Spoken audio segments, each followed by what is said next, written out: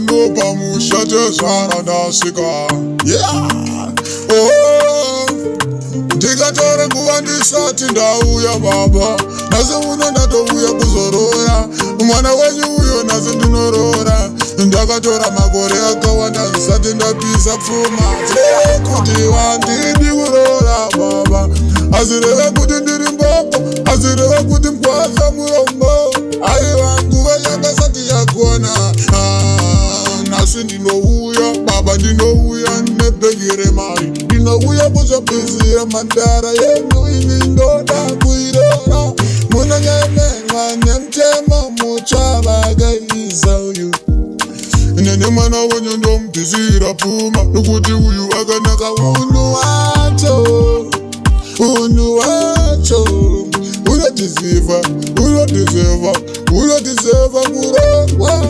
Mwana wenyu ndomurora ini, mwana wenyu ndomurora ini, mwana wenyu ndomurora ini, ndomubvisira pfuma baba. Mwana wenyu ndomurora tezvara, mwana wenyu ndomurora tezvara, mwana wenyu ndomurora tezvara, ndinganonoke kuuya.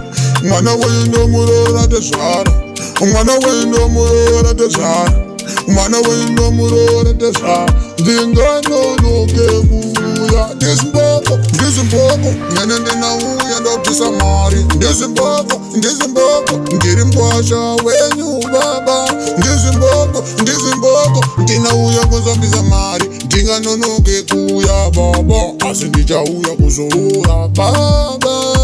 Ndizimboko, ndizimboko, pane mari yacho nini ndicharora.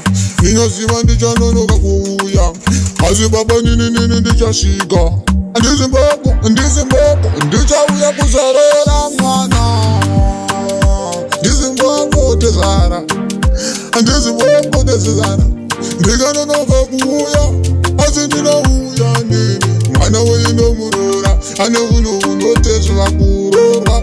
Nini mwana wenyu ndomurora tezara, ndinouya kuzorora tezara, ndinganonoka kuuya.